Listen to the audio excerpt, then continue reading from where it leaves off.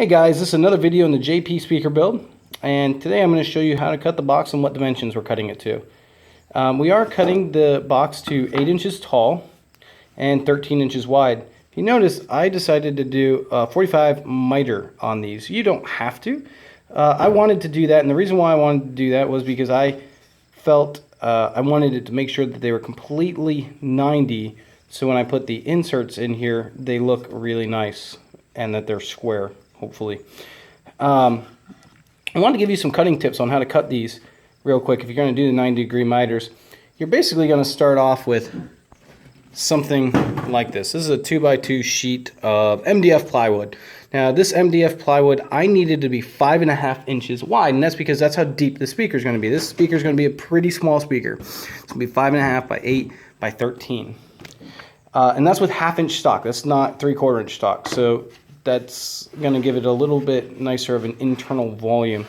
So what you're going to want to do is you're going to want to set your fence on your table saw for about 5.5 inches and cut it. Now, if you do not have a table saw, don't worry. Go to a big box store, someone like Home Depot or Lowe's, and if you buy a 2x2 sheet of this MDF, which that's all you really need. I think it's like $5 or $6. I mean, it's very inexpensive, especially if you just need a 2x2 sheet.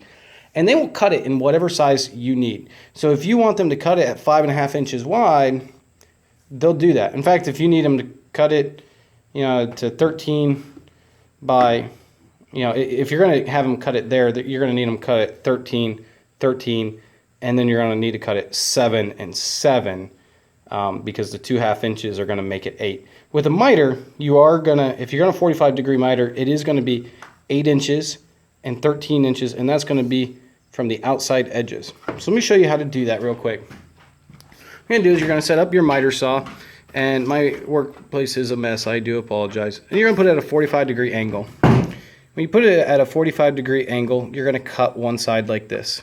And you're going to flip it over, like so, and you're going to take a tape measure, and it doesn't matter what tape measure, and you're going to measure from the outside edge to whatever you need. So if you need 5 inches, you're going to mark 5 inches. And then you're going to slide it over. You're going to make sure it's even with the line. You're going to turn it on, zzz, and then just cut it. And you're done. It's that easy. And then you will have whatever your outside dimensions of your box is. So if your outside dimensions of the box in this case is 8 inches wide, we want to measure all the way over to 8 inches.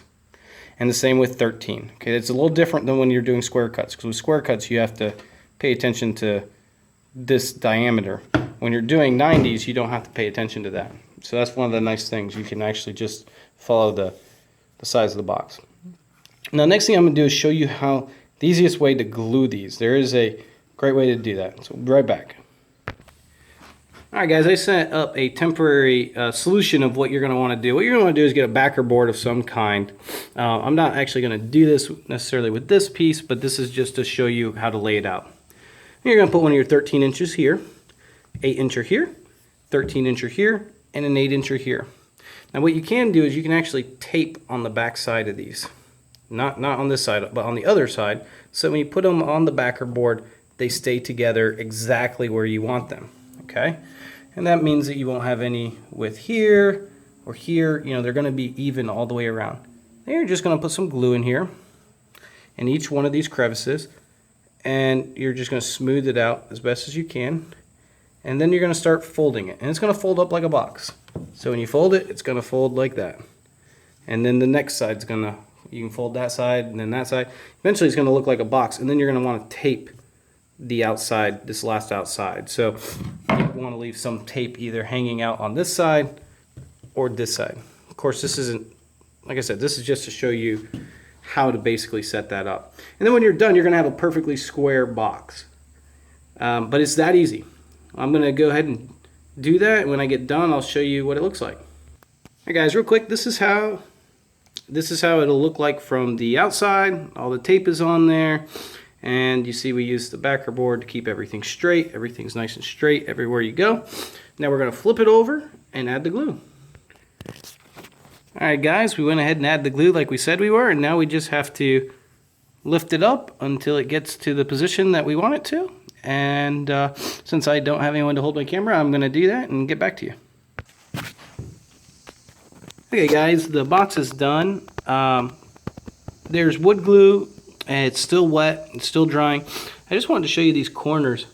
You should have wood glue that looks like that, okay? Don't worry if there's wood glue in the corners, it should be there. And that helps just make sure that there's a nice solid seal all the way through.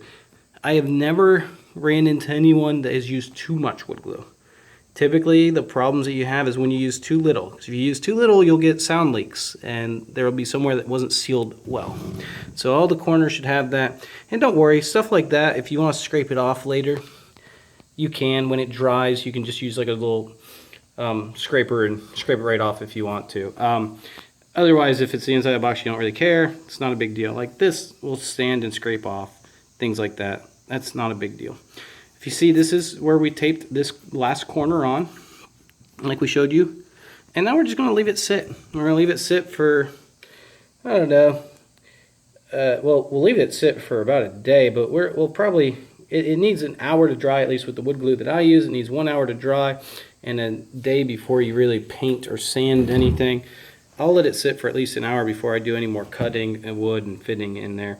I'll probably let it sit for a couple, 2, 3, 4 hours before I do anything else, because I don't want to break the bond of that glue. Alright guys, I hope you liked it, and as always, if you did, give it a thumbs up.